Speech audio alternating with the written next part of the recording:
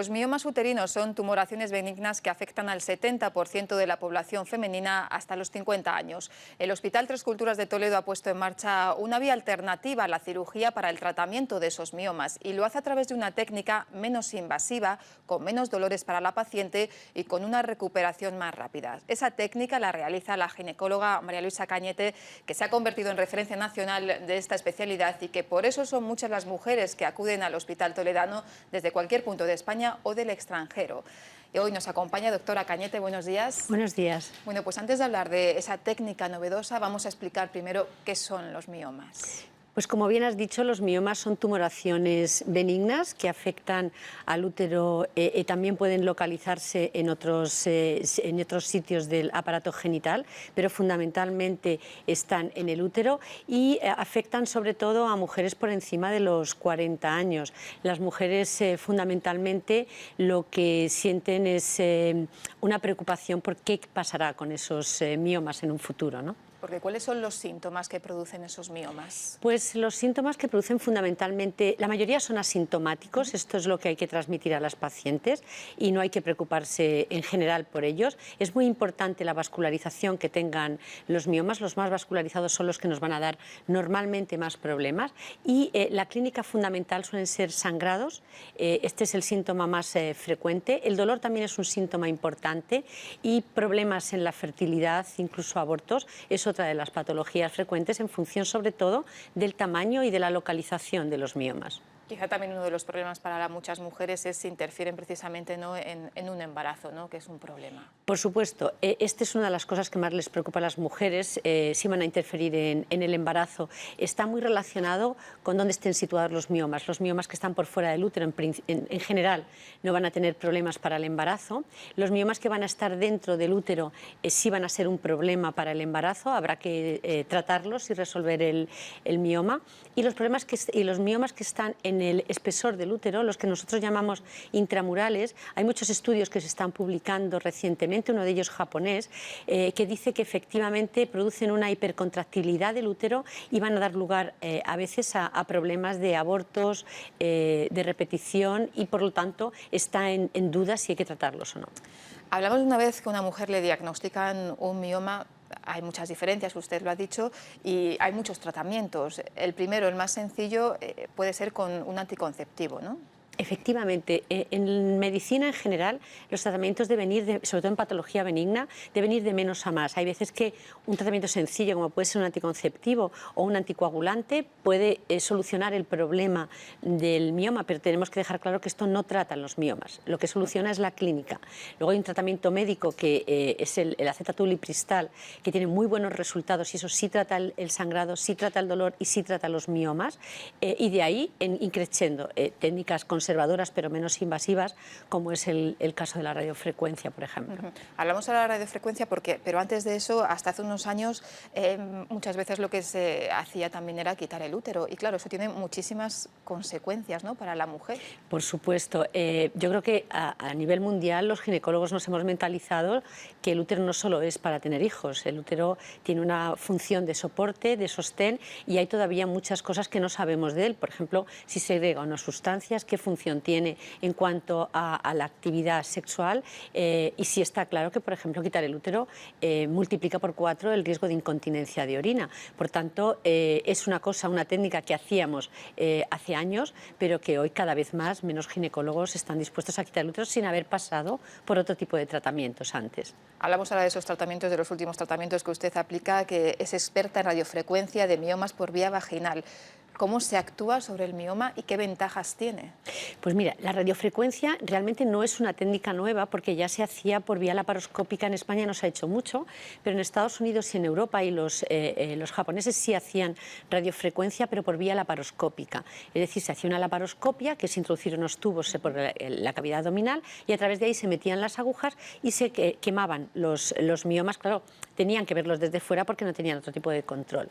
La diferencia de la radiofrecuencia por vía vaginal es la vía de acceso. La vía vaginal para los ginecólogos es muy fácil, lo controlamos por ecografía. En mi caso, hago ecografía Doppler en 3D, que me da una visión volumétrica del mioma, veo qué vasos tiene, que es muy importante a la hora de decidir qué tipo de tratamiento, la ventaja es que podemos termocoagular el mioma viéndolo a través de la ecografía, como le digo, en 3D y viendo los vasos volumétricos.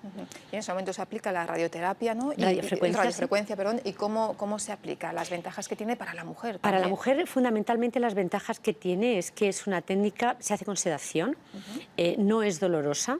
La mujer puede incorporarse a su vida normal inmediatamente y, por ejemplo, hasta hace unos años una técnica que utilizábamos mucho era la embolización de las arterias uterinas, y frente a eso la ventaja que tiene es, primero, que ya hay estudios con respecto a la radiofrecuencia por vía laparoscópica del efecto que tiene sobre la fertilidad, y se ve que se trata únicamente lo que es el mioma, porque solo actuamos con el mioma y no en el resto del miometrio, ni tiene ningún efecto sobre los ovarios. Y tiene la ventaja también del poco dolor, que con un analgésico suave es suficiente, y la incorporación inmediata a la vida habitual, porque a la paciente se le hace la técnica y se va a su casa. Cuando vienen a Tres Culturas vuelan a sitios distantes y inmediatamente después del procedimiento, y no hay ningún problema.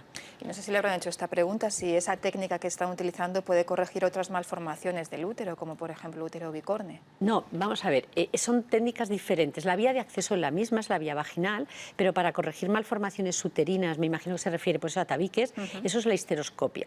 Es un aparato diferente, esto es una aguja que termocoagula, y la histeroscopia trata de otra manera. Son técnicas distintas, no tiene nada que ver.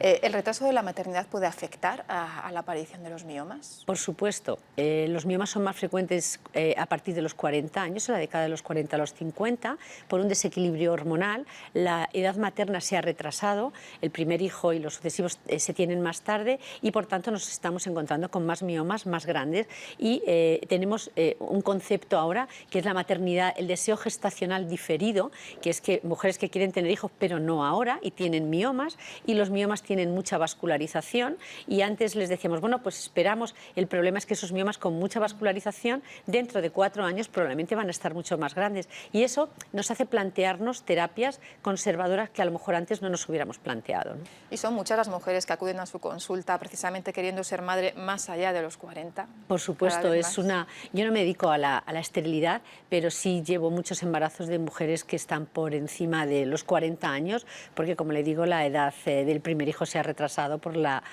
situación probablemente personal, profesional, y es una situación muy, muy frecuente.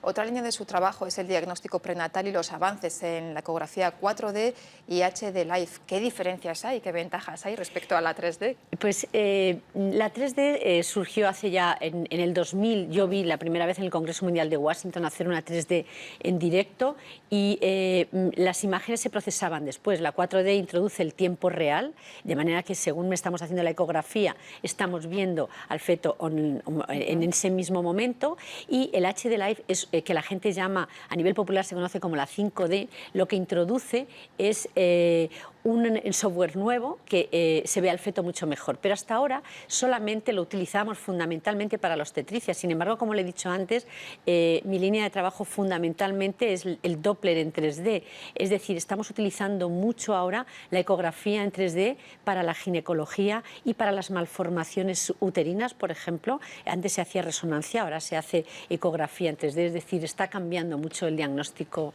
en ecografía. Avanzando muy rápido, además. Exacto. Otra de las consultas muy frecuentes en su consulta es el test de ADN fetal. Es una prueba mucho más sencilla, ¿no? y mucho menos invasiva. Claro, me imagino que lo está comparando con la amniocentesis. Sí. Efectivamente, ya no podemos decir es el futuro, en realidad eso es el presente. El test de DNA fetal es el test que se establecerá en los hospitales públicos en breve. Nos ha pillado una situación económica un poco compleja, pero cada año tenemos muchas más determinaciones mutaciones, de alteraciones cromosómicas. Entonces, todo eso es lo que nos va a suponer un avance en el diagnóstico prenatal. ¿Será el adiós a la miocentesis entonces, para ese caso? ¿Perdón? ¿Que será el adiós, digo, a la miocentesis Bueno, entonces, para esos casos? Actualmente, cuando un test de DNA fetal da positivo, es obligado a hacer una amniocentesis por la tasa que tiene de falsos positivos. Pero de momento no tenemos otra manera de diagnosticar, de hacer un diagnóstico completo una vez que ha dado positivo el test de DNA que la amniocentesis, pero por supuesto está disminuyendo cada vez más el hacer una amniocentesis. Si hablamos del cáncer del cuello de útero, es el segundo en frecuencia a nivel mundial y el cuarto en Europa. Y en ese cáncer juega un papel importante la infección por el virus del papiloma humano. ¿Hay factores de riesgo que pueden afectar a la progresión de un tumor maligno? Sí, por supuesto. En este caso, en todos los casos de cáncer que se relacionan con virus, es muy importante la inmunidad, de manera que en el estado en el que esté tu inmunidad es un factor relevante para el progreso de la enfermedad y, por supuesto, las prácticas sexuales no seguras. Es muy importante que a los jóvenes les transmitamos la importancia de tener prácticas sexuales seguras. Es recomendable entonces la vacuna, ¿no? Por supuesto, debemos mentalizar a las mamás que deben vacunar a todas las niñas antes de empezar a tener relaciones sexuales y también cuando una mujer tiene una infección y después una lesión en el cuello, es importante también seguir las recomendaciones del ginecólogo de ponerse la vacuna, aunque ya haya tenido relaciones sexuales. Doctora, usted ha recibido numerosos reconocimientos internacionales por su trabajo en el tratamiento de los miomas y ha formado parte de congresos fuera y dentro de España. Y actualmente usted está en un proyecto de investigación a nivel internacional sobre miomas. ¿Cuáles son las líneas de esa investigación y hacia dónde van? Pues un poco lo que le he comentado antes. El primer paso del tratamiento en la mayoría de las patologías médicas va a ser médico, es un tratamiento médico. Entonces estamos investigando nuevas pautas de administración del acetato ulipristal, los efectos que tiene esa medicación a largo plazo y otras pautas de administración diferente a las que tenemos ahora. Pues María Luisa Cañete, muchas gracias por habernos acompañado, un placer y muy buenos días. Muchas gracias, un placer estar con vosotros. Gracias. Nosotros vamos a seguir y vamos ahora con los titulares. Castilla-La Mancha despierta a las 9.